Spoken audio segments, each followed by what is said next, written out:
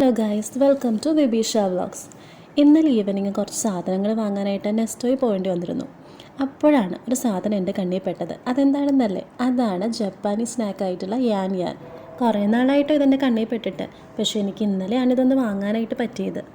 മേജിയുടെ യാൻ യാൻ എന്ന് പറയുന്നത് ഒരു ജാപ്പാനീസ് സ്നാക്കാണ്.